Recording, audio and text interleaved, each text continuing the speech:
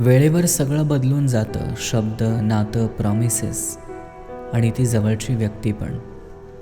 कधी हा विचार नको करू की मी का बदललो. स्वतःला विचार, तू माझ्यासोबत काय बरोबर केलंयस. प्रत्येकाला प्रत्येक गोष्ट मिळेलच असं नाही.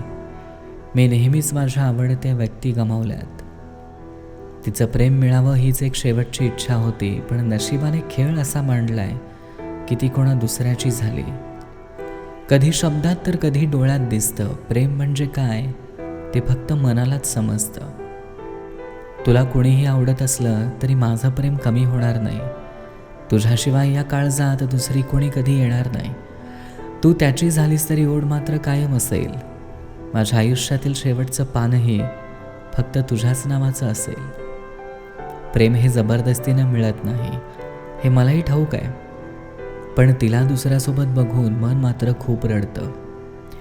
तिचं प्रेम मिळावं हीच एक शेवटची इच्छा होती, पण तेही नाही मिळालं. उगाच आलो तुझ्या आयुष्यात, तुझ्यापासून लांब होतो तेच बरं होतं. आणि सगळ्यांना माहिती होतं तुझ्यावरचं माझं प्रेम किती खरं होतं. आयुष्यात त्याच व्यक्तीवर खरं प्रेम होतं जी व्यक्ती आपल्या नशिबात नसते. स्त्रीच्या प्रेमात जिद्द नसती तर मंदिरात कृष्णाच्या बाजूला राधा नसती. सगळं सुख एकीकडं आणि तुला पाहून होणारा आनंद एकीकडं. आवडती व्यक्ती समोर आल्यावर वेगळीच धडधड होते ना. खरं आहे ना. आठवण म्हणजे काय हे कुणावर तरी स्वतःपेक्षा जास्त प्रेम केल्यावरच समजतं. प्रेम करावं तर राधाकृष्णासारखं जे नशिबात नाही. प्रेम करावं तर राधाकृष्णासारखं जे नशिबात नाही तर कायम हृदयात जपावं. श्रीकृष्णाला माहिती होतं राधा त्याची होऊ शकणार नाही, पण त्यांनी प्रेम केलं कारण ताकद प्रेमामध्ये असते, लग्नामध्ये नाही. तिच्या प्रेमामध्ये इतका वेडा झालोय ना की माझ्या समोर तिचं कुणी नाव जरी घेतलं की डोळ्यात पाणी आल्याशिवाय राहत नाही.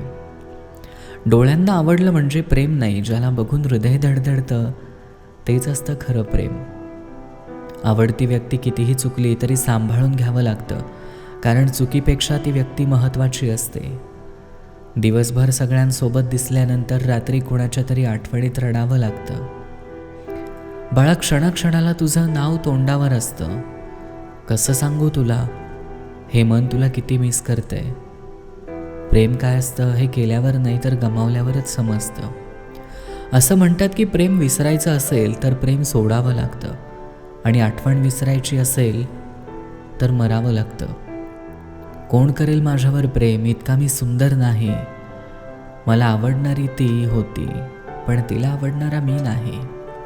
रोज हाच विचार करून रडायला येतं की तिच्यावर एवढं जीवापाड प्रेम करून सुद्धा तिच्या मनामध्ये अजूनही दुसरं कोणीतरी आहे.